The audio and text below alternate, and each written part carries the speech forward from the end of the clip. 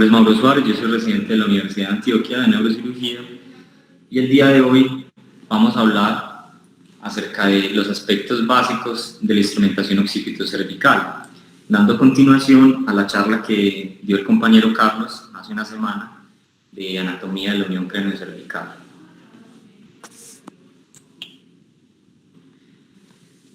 La fusión o afinación occipito-cervical es un procedimiento que se utiliza para tratar las patologías que generan inestabilidad entre el cráneo y la columna cervical. Anteriormente, estos procedimientos se limitaban a las fusiones in situ, principalmente con injertos óseos autólogos, alambrados, y esto conllevaba a una capacidad disminuida de lograr reducciones, inmovilizaciones prolongadas y tasas variables de pseudoartrosis. Actualmente se utilizan sistemas más rígidos con tornillos, placas, barras, y eso ofrece desde el posoperatorio inmediato una estabilidad con tasas de fusión del 98 al 100%, y adicionalmente con la ventaja de lograr un reposicionamiento intraoperatorio de la unión craniocervical cuando es necesario, mediante tracción o maniobras de reducción intraoperatoria. Dentro de las causas de inestabilidad craniocervical tenemos causas que pueden ser agudas y causas de inestabilidad que son un poco más subagudas o crónicas. Dentro de las más frecuentes está el trauma, las fracturas que comprometen los cóndilos occipitales C1 o C2, pero también tenemos patologías inflamatorias, autoinmunes, la artritis reumatoidea es dentro de las más comunes, las patologías neoplásicas que generan destrucción del hueso, o ya sea como consecuencia de una resección tumoral que conlleva una inestabilidad posoperatoria, también algunas patologías congénitas que se asocian a malformaciones de la unión craniocervical, como conocemos el síndrome de Down, el síndrome de Klippel-Feil, patologías que asocian a invaginación basilar, la malformación de Chiari complejo, son otras de las patologías que pueden requerir algún tipo de instrumentación craniocervical. La unión craniocervical, como sabemos, es la porción más móvil de la columna cervical, nos va a aportar aproximadamente el 50% de la flexión y extensión de la columna cervical, 60% de la rotación y aproximadamente un 10% de la flexión lateral. Sin embargo, esto no es uniforme en, digamos, las tres porciones de la unión craniocervical, sino que la articulación C0, C1 se va a encargar en su gran mayoría de esta flexión y extensión, y la articulación C1, C2 principalmente de la rotación axial, como ustedes pueden ver en este cuadro.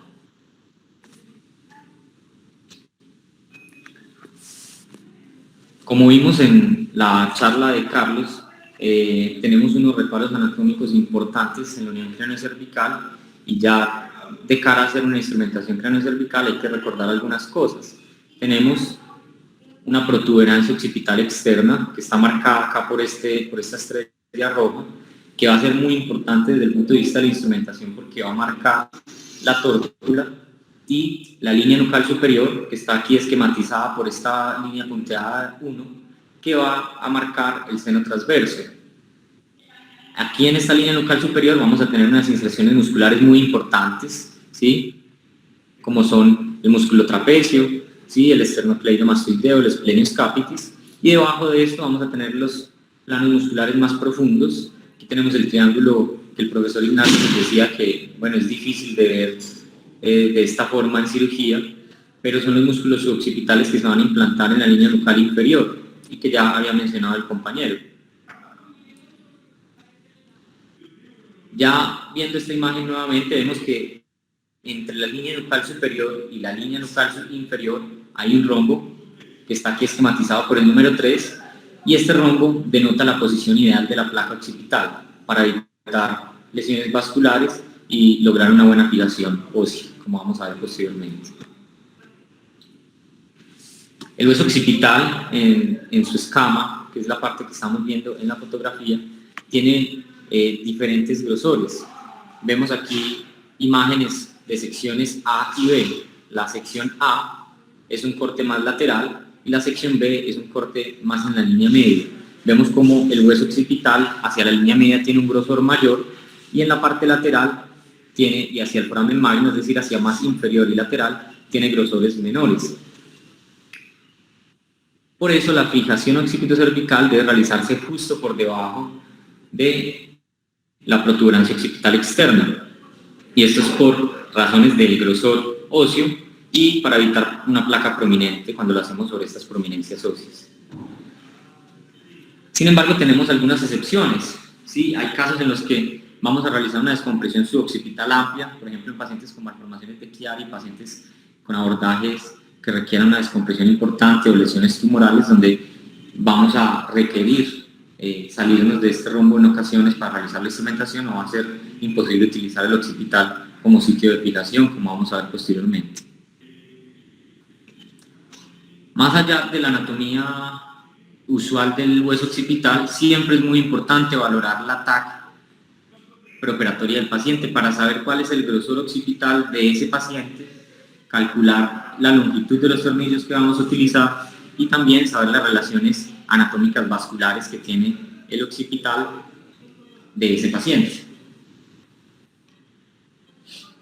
También es muy importante, antes de hablar de la instrumentación, conocer la alineación cervical, la alineación sagital cervical, para poder comprender cómo varían esos parámetros sagitales después de una fusión occipitocervical. Como vemos acá en esta imagen, tenemos varios ángulos que miden toda la lordosis cervical, como el ángulo occipital C7. Sin embargo, uno de los ángulos más importantes es el occipital C2. Este occipital C2 va a ser medido por la línea de MacGregor, ¿sí?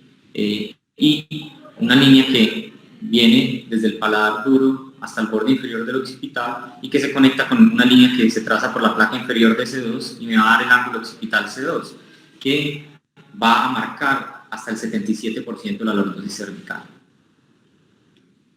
Este ángulo occipital C2 es un ángulo que se correlaciona estrechamente con el ángulo C2-C7, que como vemos conecta esta línea de MacGregor con la placa terminal inferior de C7 y se van a correlacionar de una forma inversa. ¿Para qué? Para mantener la mirada horizontal, que es un concepto muy importante en las instrumentaciones occipitocervicales. A mayor ángulo occipitocervical C2, es decir, a una mirada más superior gracias a este ángulo, tengo que compensar de forma inversa, o la columna va a tender a compensar después de una instrumentación de forma inversa con el ángulo C2-C7. Entonces esto lleva a cambios en la columna subaxial. Por eso es muy importante calcular qué tanta angulación voy a darle a la instrumentación. Adicionalmente tenemos otros ángulos importantes. Uno de ellos es el slope de T1, ¿sí? Que es una línea que se traza por la placa superior de T1 y una perpendicular. Este se va a correlacionar inversamente con el ángulo occipito C7. A mayor slope de T1 vamos a necesitar un menor ángulo occipito C7 para lo mismo tener una mirada horizontal. Desde la evaluación prequirúrgica de estos pacientes es muy importante siempre contar con varios exámenes. Es importante tener resonancia de la unión craneocervical para poder ver el compromiso ligamental que tiene el paciente, principalmente importante en el contexto de trauma, ¿sí? Aquí podemos ver esquematizado cómo nos están señalando la membrana tectoria, ligamento transverso en este corte axial, los ligamentos apicales, alares, que son importantes a la hora de determinar la indicación o no de una fijación occipitocervical. Pero también va a ser muy importante tener el TAC de cráneo y de columna cervical para poder hacer mediciones aproximadas tanto del tamaño de las masas laterales, de los pedículos y de las diferentes longitudes de los tornillos que vamos a utilizar y diámetros. Adicionalmente, como sabemos, en esta ubicación anatómica tenemos componentes vasculares muy importantes. Uno de ellos es la arteria vertebral, ¿sí? En sus segmentos B2 y B3 principalmente, incluso B4, podemos tener algún compromiso de cara a la disección de estas estructuras anatómicas o de la instrumentación. Por eso es muy importante saber si el paciente tiene alguna variación anatómica, algún curso anómalo de la vertebral o alguna estructura vascular a tener en cuenta durante la instrumentación. principalmente importante en los pacientes que tienen algún tipo de enfermedad sindrómica o malformación craneofacial congénita, porque estas patologías se asocian con anomalías del recorrido o trayecto vascular. También es muy importante las radiografías cervicales dinámicas para exponer algunas inestabilidades de la unión craneocervical que no se puedan ver en las imágenes estáticas como la resonancia o la tomografía o incluso la radiografía sin movimiento. Una de las partes más fundamentales a la hora de realizar una instrumentación craneocervical es el posicionamiento adecuado del paciente. Siempre el posicionamiento de estos pacientes va a ser en prono, y cuando las lesiones son altamente inestables o el paciente tiene algún compromiso neurológico preoperatorio, la mayoría de autores recomiendan realizarlos con neuromonitoreo desde la posición supina. Potenciales evocados somatosensoriales, potenciales motores. Obviamente eso también va a conllevar un cambio en el planteamiento por el anestesiólogo para no interferir con el neuromonitoreo y que se pueda monitorizar un estado basal antes de llevar al paciente a una posición en prono con cabezal para poder saber si hay algún tipo de cambio o no en el estado neurológico de base.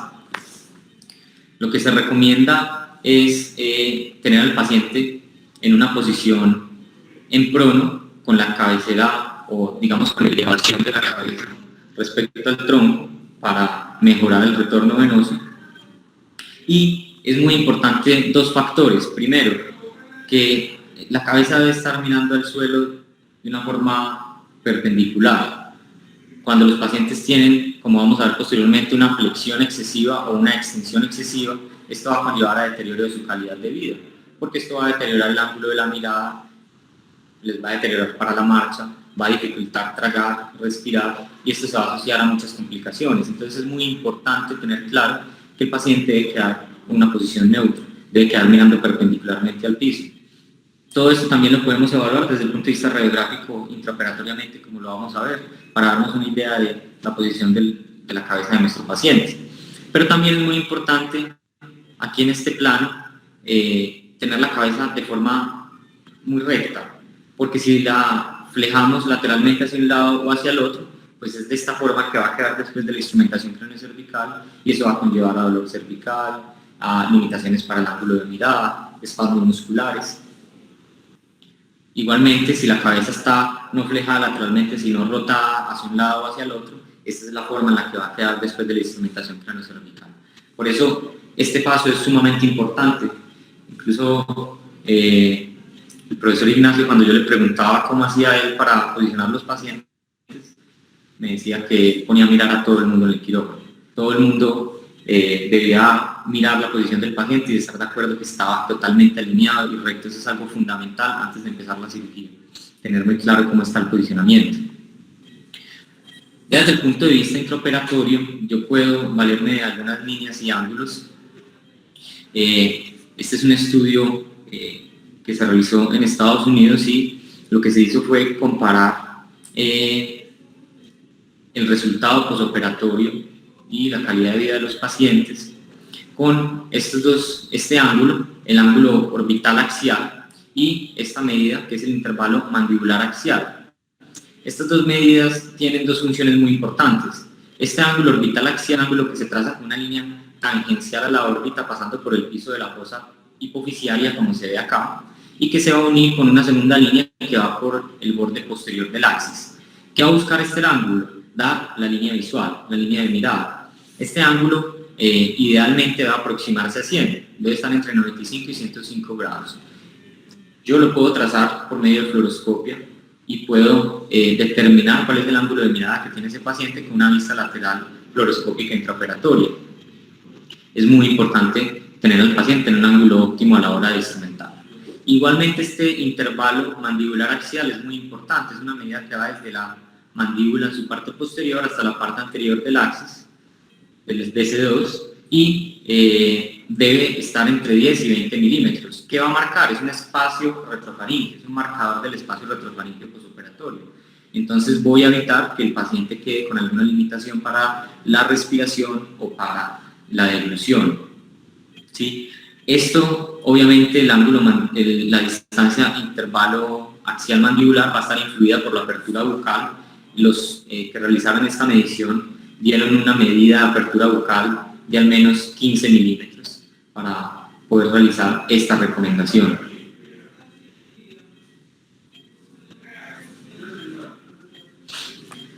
Dentro de cirugía, después de posicionar al paciente y realizando, si es necesario y hay alguna deformidad de la unión craneocervical, realizar corrección por medio de tracción manual, buscar estos ángulos como el orbitoaxial y el intervalo mandibular axial que acabamos de ver, pero también es importante tener en cuenta que la unión craneocervical tiene otras medidas de importancia.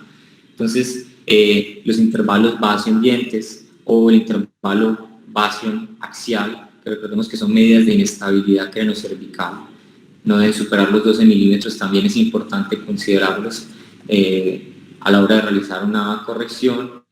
¿Sí? El ángulo clivus-canal, que es un medidor de la sifosis de la unión craneocervical y de la compresión ventral al tallo cerebral, también es un ángulo a tener en cuenta, no debe ser mayor a 135 grados, idealmente arriba de 145. El ángulo basal, ¿sí? Que es un medidor de plativacia y se asocia con la sifosis de la unión craneocervical y la invaginación basilar. Y la línea PBS2, que es un marcador también de compresión ventral en ocasiones de necesidad de descompresión ventral de la unión craneocervical y que va a ser anómalo cuando supera los 9 milímetros. Otros autores recomiendan siempre a la hora de realizar una instrumentación craneocervical tomar una radiografía lateral preoperatoria del pie con la cabeza y el cuello en una posición cómoda para el paciente, tanto para respirar, tragar y caminar, y compararla con una radiografía intraoperatoria lateral, tomarla como plantilla para instrumentar al paciente en una posición muy similar. Es una de las recomendaciones de la ABA. Entonces este pedazo del posicionamiento del paciente es supremamente importante. Ya posterior a realizar el abordaje de fosa posterior, que también hace poco lo explicó otro compañero, el doctor Felipe Gutiérrez, vamos a colocar la placa occipital. Como sabemos, hay diversos tipos de fijación o de instrumentos para posicionar instrumentación occipital. Tenemos las barras que terminan en placas laterales, tenemos sistemas de placa y barra independiente y sistemas con conectores como laterales para introducir tornillos más hacia la línea media. Digamos que cada sistema va a ser utilizado según la patología del paciente y las preferencias del neurocirujano. Las recomendaciones generales son realizar fresado de la región occipital, un fresado cuidadoso para evitar las prominencias óseas y poder evitar el riesgo de una placa prominente con las complicaciones que esto conlleva. Y como ya vimos desde el punto de vista anatómico, evitar estas estructuras vasculares, por lo que nuestro punto de inserción de la placa va a estar en general debajo de la protuberancia occipital y de la línea nucal superior. En general, todo se hace con ayuda de una guía, empezando con una longitud de entre 6 y 8 milímetros y valorando nuestra TAC preoperatoria del diente para saber cuál es la longitud del tornillo. Usualmente son longitudes entre 8 a 12 milímetros.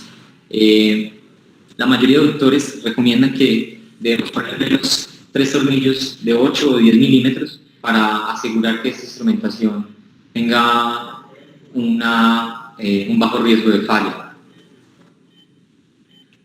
Esta es la forma como se introduce la guía. Vamos avanzando, los autores recomiendan avanzar de 2 en 2 milímetros e ir palpando el agujero para asegurar pues, que no haya ninguna lesión de los elementos intracraneales. En general, las tasas de lesión dural en la colocación de la placa son bajas, son menores del 4.5%, pero está descrito, y también la lesión de los senos durares. ¿Qué recomiendan los autores cuando esto pasa? Ellos recomiendan posicionar el tornillo rápidamente, continuar con la instrumentación. Este es un estudio que se realizó en Japón, fue publicado en el 2015 en la JMS, y lo que buscaban los autores era determinar cuál era el área de colocación del tornillo para una fijación occipital óptima. Lo que hicieron fue recolectar datos tomográficos de 105 personas sanas, 55 hombres y 50 mujeres, y a todos les hicieron mediciones seriadas desde la línea media hacia lateral y desde la protuberancia occipital externa hacia arriba y hacia abajo, con cortes o mediciones diferentes por 1 centímetro, y intentaron recolectar cuál era el área segura para poner la instrumentación.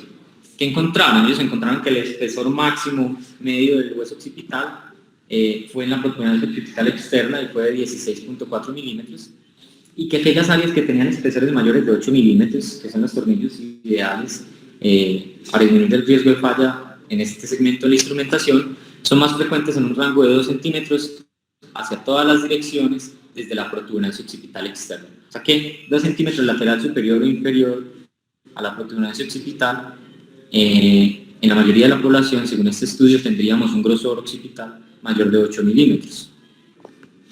Esto es un área más amplia de lo que otros estudios han mostrado.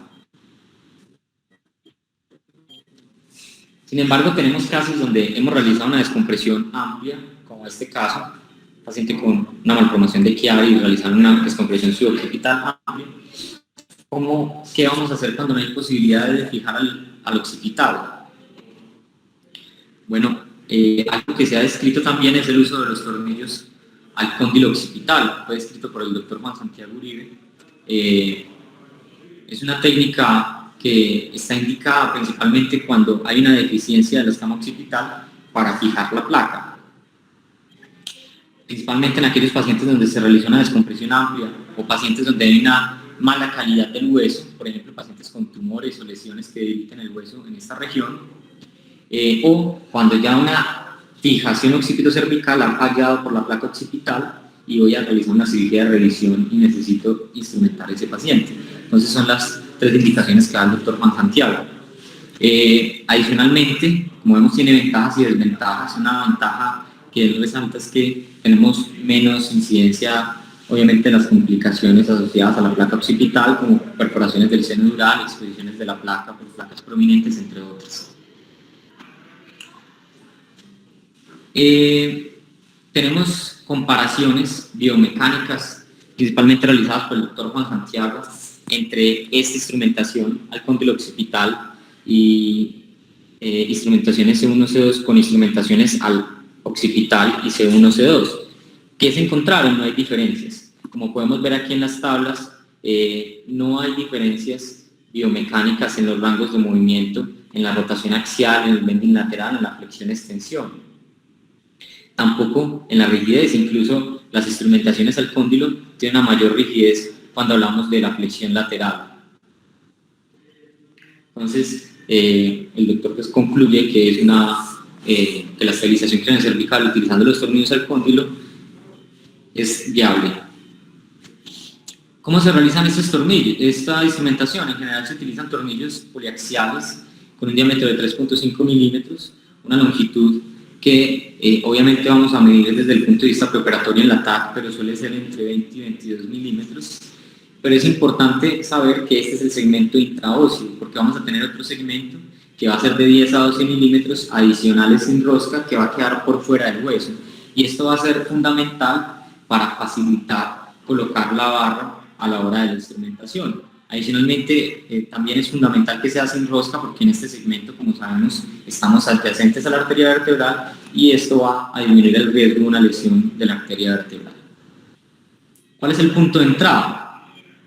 El punto de entrada en general es un punto que está 5 milímetros lateral al borde lateral del cóndilo, es decir, la pared medial del foramen magno. Nos vamos a ir 5 milímetros lateral, y en la unión de ese cóndilo con el occipital, en un área anatómica denominada la fosa condilar, vamos a introducir el tornillo.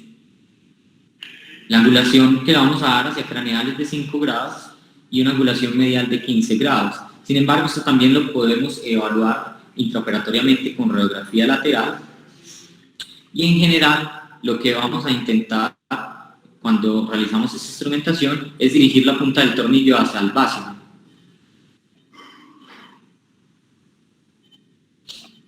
Adicionalmente a las medidas preoperatorias del TAC de la longitud del tornillo y de la palpación, como regla general, la punta del tornillo nunca debe ser más anterior de la punta de la odontoides. ¿Qué ventajas tenemos con la instrumentación al cóndilo versus la occipital. En general son tornillos más largos que los occipitales. Eso nos va a dar una mejor resistencia a la extracción o al pull-out y una mayor tolerancia de las cargas, es lo que refiere el doctor Juan Santiago. Adicionalmente, no tenemos la necesidad de realizar ese doblez abrupto de la barra que se requiere en las fijaciones occipito-cervicales, y también refieren los autores que es más sencillo realizar o acomodar la barra en este tipo de instrumentaciones cuando lo comparamos con la placa occipital y la instrumentación axial y del Atlas. Adicionalmente, es un perfil más bajo, vamos a tener riesgo de exposición. ¿Qué desventajas tiene? Pues, como sabemos, es una instrumentación que se realiza infrecuentemente, hay menos curva que con las instrumentaciones occipito-cervicales. Adicionalmente, tenemos algunas estructuras anatómicas importantes. Una de ellas es el segmento B3 de la arteria vertebral. Por eso aquí es muy importante una disección meticulosa. Recordemos que la arteria vertebral pasa por ese borde superior de la lámina de S1, es decir, retirar estos elementos blandos del cóndilo, y su disección va a estar en íntima relación con el borde superior de la arteria vertebral, por lo que sí hay mayor riesgo de lesión de la arteria vertebral. Adicionalmente, recordemos que el nervio hipogloso pasa por el conducto hipogloso, que es una estructura supracondilia. Es muy importante valorar una ataque preoperatoria para saber a qué distancia está y cuál es la angulación adecuada del tornillo para evitar lesionar el nervio hipogloso. Incluso el doctor Juan Santiago recomienda realizar monitoreo del nervio hipogloso para poner este tornillo. Y una dirección más craneal también puede poner en riesgo el bulbo de la yugular. Entonces, tenemos también riesgos considerables a la hora de utilizar este tipo de tornillo, por lo que actualmente su recomendación es en casos donde el occipital no puede ser utilizado como sitio proximal de instrumentación. Ya siguiendo en sentido caudal, tenemos los tornillos AC1. Aquí vemos una imagen de un preparado anatómico. El número 1 es el occipital, este es el arco posterior de C1, ¿sí? Y vemos como aquí nos van a mostrar la masa lateral, ¿sí? Entonces, por esto es lo que hablamos ahora, por este borde superior del arco de C1 vamos a tener el curso de la arteria vertebral, y esto es lo que tenemos que exponer para poner el tornillo al cóndilo occipital. Aquí también nos está mostrando una estructura anatómica importante en la instrumentación de C1, que es la raíz de C2. Y alrededor de toda esta estructura, que va a estar superior a la masa lateral y rodeando la raíz de C2 y parte de la arteria vertebral, tenemos un complejo venoso importante, un plexo venoso importante que va a ser fuente de un sangrado que puede ser muy importante durante la disección en este tipo de cirugías. Entonces es importante tener en cuenta que a la hora de realizar esta disección hay como una regla anatómica, y es no sobrepasar 1.5 centímetros desde la línea media hacia lateral a la hora de disecarse uno, y eso es porque nos podemos encontrar la arteria vertebral inadvertidamente lesionada.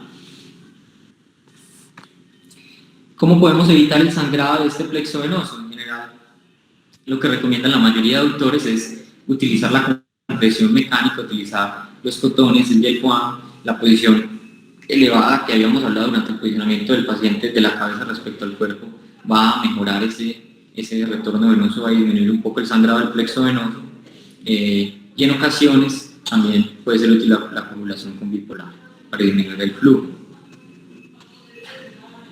¿Qué hacemos con esta rama de C2 cuando aparece en la masa lateral? En realidad se han hecho pocos estudios con respecto a eso. Aquí vemos otro preparado anatómico, aquí vemos C1, ¿sí? Cóndilo occipital, masa lateral de C1, raíz de C2, la arteria vertebral. ¿Y qué vamos a hacer con esa raíz? Se han hecho pocos estudios al respecto, no hay una recomendación actual, pero sí sabemos que la transección tiene tasas de hasta el 20% de neuralgia posoperatoria, la transección de esa raíz. Por eso, si no es necesario, lo ideal es simplemente rechazarla de forma gentil y poner la instrumentación. ¿Cuál va a ser el punto de entrada al tornillo de masa lateral de C1? En general, lo que se recomienda es utilizar el centro de la masa lateral en su unión con el arco posterior de C1. Ese es el punto de entrada óptimo. Sin embargo, vamos a tener variantes anatómicas, vamos a tener pacientes con un arco corto o pacientes con un arco grande.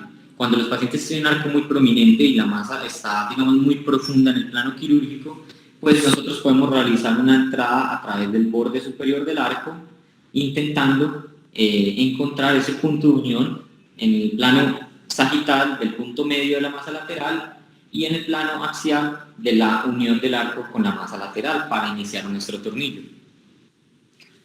¿Cuál va a ser la dirección? La dirección va a ser craneal, aproximadamente 10 grados craneal, desde el punto de vista anatómico. Digamos que él va a la unión del 25 al 50% de la parte del tubérculo anterior de C1 y que vamos a tener una dirección medial 10 grados. ¿Cuáles son los potenciales riesgos de este tornillo en la angulación sagital? Si nos vamos muy lateral, que es uno de los principales errores, es lesionar la arteria vertebral. Y si nos vamos muy medial, pues es meternos al canal. La angulación es de 10 grados medial aproximadamente y 10 grados craneal. Las dimensiones, en general, la mayoría de los tornillos en la unión craneocervical se utilizan de 3.5 a 4 milímetros y la longitud va a estar entre 34 y 40 milímetros. Y una recomendación muy similar al tornillo condilar es adicionar el segmento intraóseo del tornillo para poder realizar o acomodar la barra de forma, digamos, más fácil, es dejar 10 a 12 milímetros de segmentos extraóseos del tornillo posterior o dorsal a la masa lateral para poder tener una instrumentación más cómoda a la hora de poner la barra. Ya en cuanto a la instrumentación de C2, como vamos a ver posteriormente, tenemos múltiples tipos de instrumentación en C2, tornillos transarticulares, a la par, pediculares, interlaminares. Vamos a comenzar probablemente con los más frecuentes, que son los tornillos a la par. Suelen ser por muchos autores los tornillos o el punto de entrada de elección, porque se considera que son más fáciles que los tornillos pediculares y mucho más fáciles que los tornillos transarticulares, sin desventajas biomecánicas respecto a los demás. Adicionalmente, hasta el 20% de los pacientes no tienen unos pedículos óptimos para realizar una instrumentación transpedicular en C2, por lo que esto la hace para muchos autores el sitio de entrada de elección. Los puntos de entrada están descritos por diversos autores de diversas formas, sin embargo, tenemos dos más frecuentes. Uno es coger la faceta inferior de C2 en su unión con la superior de C3 y trazar una línea en la parte media de la faceta y ascender 3 milímetros, o coger desde la unión lamino-articular, ¿sí?, la unión de la lámina con la faceta, y trazar una línea 3 milímetros medial y 3 milímetros superior. Ese es un punto de entrada descrito. Sin embargo, Lavado describe otro punto que me parece un poco más fácil, y es simplemente entrar en la mitad de la masa lateral de C2 y simplemente es muy similar al tornillo de la masa lateral de C1, se entra en la mitad de esa masa lateral, o 4 milímetros superior a la faceta articular inferior de C2. Ya después de elegir el sitio de entrada, es importante la dirección. La dirección en general son 25 grados hacia craneal y 5 grados hacia medial o en trayectoria recta, también recomiendan algunos autores. Como vemos, es un tornillo que tiene una trayección muy recta. Ya cuando hablamos del tornillo pedicular, es un tornillo que tiene una angulación más medial y, como vemos, su punto de entrada es más lateral y más craneal. Eso hay que tenerlo en cuenta. Siempre el tornillo pedicular va a ser más craneal y más lateral que el tornillo de la pars en C2, y su dirección va a ser más hacia medial. Tenemos diferentes recomendaciones para el punto de entrada. Aquí vamos a ver una de la AO, por ejemplo. Lo que hace la AO es que traza una línea craneal a lo largo de la lámina de C2 y luego traza una línea, este número 2, por la parte medio sagital de la faceta o de la pars. Y estos dos se van a intersectar, la línea medio sagital y la craneal de la parte superficial o superior o craneal de la lámina de C2. Y ese va a ser nuestro punto de entrada. Simplemente cogemos ese punto, nos vamos 2 milímetros lateral y es el punto de entrada del tornillo pedicular. Esa es la recomendación de la AO. Sin embargo, digamos que hay otra recomendación que puede ser más sencilla, incluso es la que nos enseña el profesor Gustavo, y es coger la transición, ¿sí? Como vemos acá, la transición entre la masa lateral y la pars, ubicar esa transición anatómicamente y nos vamos a ir 2.5 milímetros inferior y 2.5 milímetros lateral a esa transición. Y ahí vamos a iniciar nuestro tornillo pedicular de C2. ¿Cómo vamos a dirigirlo? En general es en la dirección 25 grados craneal, 25 grados medial, ¿sí? Y algo muy importante aquí es que anatómicamente nos podemos guiar por la palpación de la pared medial del pedículo, ¿sí? Palpando este borde lateral del canal con el FRIP para darnos una idea de la dirección del tornillo a la hora de realizarlo. El diámetro es igual a los tornillos que hemos hablado, en general 3.5 milímetros, con una longitud que suele ser de entre 24 y 28. En general, la mayoría de autores concuerda con que un tornillo mayor a 20 milímetros es suficiente. Aquí vemos instrumentación al pedículo de C2, instrumentación a la pars de C2. Entonces vemos que el tornillo pedicular es más alto y más lateral. Vemos aquí en este pues, preparado anatómico artificial cómo tenemos los tornillos a masa lateral de C1, los tornillos a la pars de C2, tornillo pedicular de C2, y estos son los interlaminares de los cuales ya vamos a hablar. Aquí vemos la comparación, la trayectoria del tornillo de la pars, es mucho más recta, y el tornillo pedicular, el cual está acá, iniciando más lateral y es una angulación más medial. Los tornillos translaminares de C2 son tornillos que tienen un punto de entrada que va a ser ubicado en la transición entre la lámina y la apófisis espinosa. Lo ideal es poner uno más craneal posible y el otro lo más caudal posible para permitir una inserción contralateral o bilateral de estos tornillos. La longitud puede ser variable, va desde 25 milímetros a 35 milímetros. En general los usamos cuando no es posible utilizar los tornillos a la pars o los tornillos pediculares. En cuanto a la instrumentación de la columna subaxial, también tenemos múltiples opciones. Tenemos los tornillos a masa lateral, los tornillos pediculares, intralaminares, transfacetarios. En general, los más utilizados son los tornillos a masa lateral. Y cuando revisamos la técnica quirúrgica de los tornillos a masa lateral, pues como vemos son múltiples puntos de entrada y múltiples trayectorias, como el punto de Roy Camille, Maguire, Anderson, son múltiples trayectorias. Y en general nosotros también utilizamos, cuando pasamos por nuestra rotación de columna, la técnica de Ryu. Es un punto descrito por el doctor Daniel Ryu, uno de los autores que actualmente está escribiendo muy fuertemente en columna cervical, y él describe que cuando nosotros trazamos una línea por toda la mitad de la masa lateral, tanto en su plano sagital como en su plano coronal, nos vamos a ir a un punto ligeramente medial e inferior, 1 milímetro medial, 1 milímetro inferior, y ese va a ser nuestro punto de entrada. Y posteriormente, a dirigirnos a este punto de entrada, simplemente la dirección va a ser hacia la esquina superolateral de la masa lateral. Y esto facilita la posición, la inserción del tornillo, porque a diferencia del resto de técnicas, no tenemos que estar pensando en ningún tipo de angulación. Si son 10 grados lateral, 5 grados lateral, si voy hacia arriba o hacia abajo, simplemente tengo un reparo anatómico intraoperatorio que me va a decir hacia dónde dirigir el tornillo. Esquina superolateral de la masa lateral.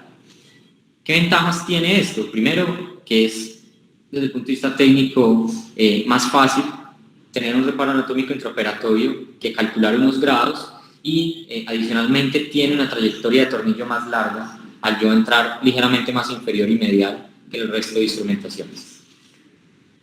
Desventajas: cuando estoy en C6, la espinosa de C7 puede obstaculizar la angulación lateral de este tornillo y puede hacerlo difícil desde el punto de vista técnico.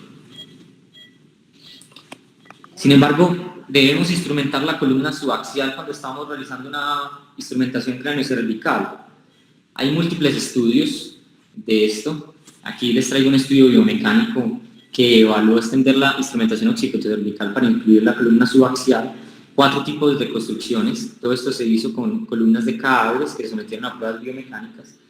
Tenemos columnas con placa occipital y tornillos a la par de C2 con y sin tornillo a masa lateral de C4 y placa occipital con transarticulares C1 C2 con y sin tornillo a masa lateral de C4.